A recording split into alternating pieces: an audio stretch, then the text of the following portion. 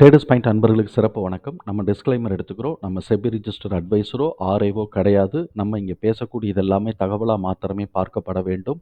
இது யாருக்கும் முதலீடு சம்பந்தமாகவோ பங்குகளை வாங்கவோ விற்கவோ எந்த ஆலோசனையும் கொடுக்கப்படலை. எல்லா தொழிலையும் ரிஸ்க் இருக்கும். ரிஸ்க்கை புரிஞ்சுட்டு எச்சரிக்கையோட தொழில் செய்யும்போது எல்லாமே நல்லா இருக்கும். நம்மளை ஆதரிக்கிற அனைத்து நல்ல உள்ளங்களுக்கும் நன்றி. வளமுடன் வாழ்க. நம்மளுடைய இந்த அனாலிசிஸ் உங்களுக்கு கன்வின்சிங்காக இருந்ததுன்னா லைக் பண்ணுங்கள், ஷேர் பண்ணுங்கள், சப்ஸ்கிரைப் பண்ணலைன்னா சப்ஸ்கிரைப் பண்ணுங்கள். நன்றி நண்பர்களே. நம்ம இப்போ நிஃப்டி 50ல் ரிசல்ட் பப்ளிஷ் ஆன கம்பெனிஸாக தான் நம்ம பார்த்துட்டு வரோம். இப்போ வரைக்கும் கிட்டத்தட்ட 36 கம்பெனிக்கு ரிசல்ட் பப்ளிஷ் ஆகிருக்கு. அந்த வரிசையில் இப்போ நம்ம பார்க்கக்கூடியது எல்என்டி.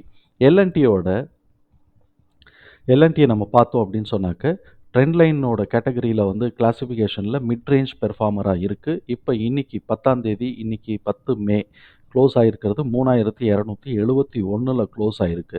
இதோட ஃபினான்ஷியல் இதெல்லாம் நம்ம அனாலிசிஸ் பார்த்தோம் அப்படின்னு சொன்னோம்னாக்க டியூரபிலிட்டி ஸ்கோர் 55 இருக்குது. இது மிட் ரேஞ்ச் ஃபினான்ஷியல் ஸ்ட்ரென்த்தை தான் காட்டுது.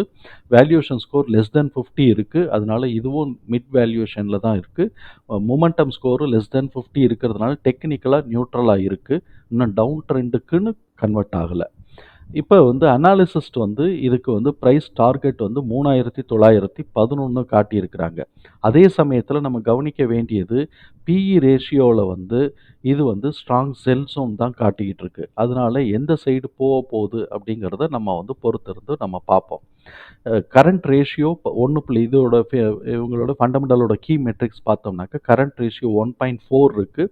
கரண்ட் லைபிலிட்டியை மீட் அவுட் பண்ணுறதுக்கான கமாண்டபிலிட்டி இருக்குது. ஆர்ஓசியும் ஆர்ஓஇ எபவ் 10 இருக்கிறதுனால ரிட்டர்ன் நல்லா ஸ்ட்ராங்காகவே உங்களுக்கு ரிட்டர்ன் கிடைக்கிறது. டெப்ட் டு ஈக்விட்டி 1.3 இருக்குது. இது நார்மலாக ப்ராஜெக்ட் பேஸ் கம்பெனிஸுக்கு இதை நம்ம அக்செப்ட் பண்ணிக்கலாம்.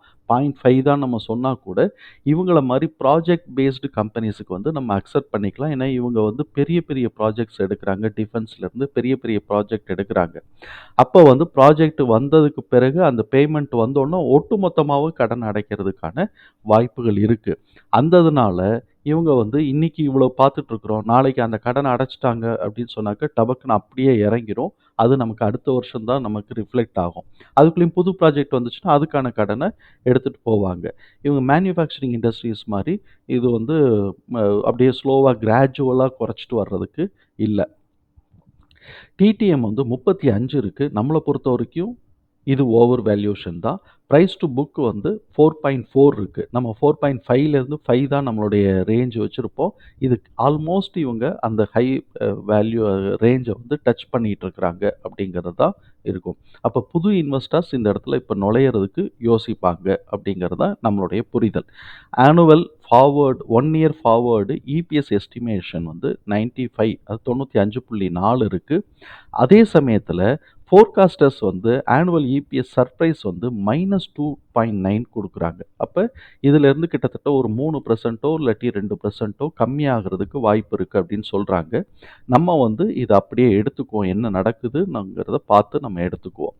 அதே சமயத்தில் இந்த சைடு ஆனுவல் எஸ்டிமேஷன் 105 ஹை கொடுத்துருக்குறாங்க. அப்போ நம்ம இதுக்கும் ப்ரொஜெக்ட் பண்ணிக்குவோம், 95, 94க்கும் ப்ரொஜெக்ட் பண்ணிக்குவோம், என்ன நடக்குதுன்னு பார்ப்போம்.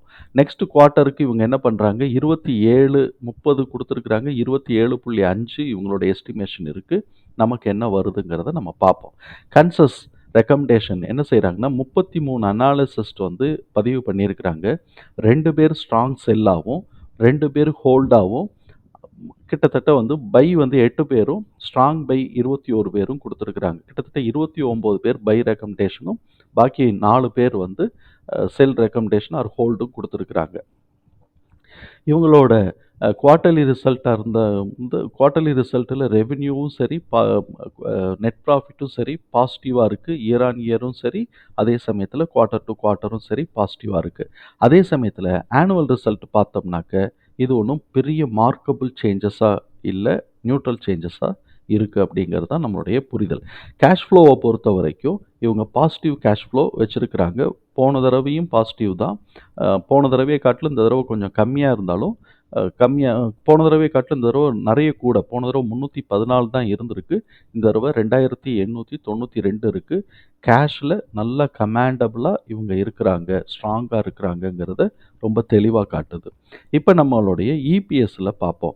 இபிஎஸ் என்ன பண்ணியிருக்கிறாங்க, மார்ச் மாசத்துக்கு 28.4 வச்சிருந்துட்டு, ஜூன் குவார்ட்டர்ல குறைஞ்சிருக்கு. 17.7 ஆயிருக்கு. அப்புறம் செப்டம்பர் குவார்ட்டர்லேருந்து டிசம்பர் குவார்ட்டர் வரைக்கும் நியூட்ரலா போயிட்டு, மார்ச் மாசத்துக்கு கூட வந்திருக்கு. இதுல நான் ஒரு பிஹேவியர் அப்சர்வ் பண்ணேன். என்ன நடந்திருக்கு அப்படின்னு சொன்னாக்க, ஜூன் மாச குவார்ட்டரோட ஃபிகர் இது வந்து அம் அ அ அது ஜூன் மாச குவார்ட்டரோட ஃபிகர் இது என்ன செய்யுதுன்னா, செப்டம்பர் அண்ட் டிசம்பர் ஃபிகர ரிஃப்ளெக்ட் பண்ணுது. இப்ப இங்க பார்த்தோம்னாக்க, அ 2023 ஜூன் 17.7 இருக்கு. இது மார்ச் மாசத்த காட்டிலும் கம்மி. இது எத ரிஃப்ளெக்ட் பண்ணுதுன்னு பாருங்களேன். செப்டம்பர் 2022 அதுக்கான ஃபிகரான 15.9யும், டிசம்பர் 2022 18.2 கிட்டத்தட்ட இதோட ஆவரேஜ்ன்னு கூட வச்சுக்கங்களேன். அத ரிஃப்ளெக்ட் பண்ணியிருக்கு. சரி இதே தானா 2022ல என்ன நடந்திருக்குன்னு பார்ப்போம். 2022ல ஜூன் மாசத்துக்கு 12.1 அப்ப செப்டம்பர் மாசம் இதே ரேஞ்சில இது இருக்கணும் அப்படின்னாக்க, செப்டம்பர் மாசம் 13ஆவும், டிசம்பர் 2021ல 14.6ஆவும் இருக்கு. கிட்டத்தட்ட இதோட மிட் ரேஞ்சு வருதா?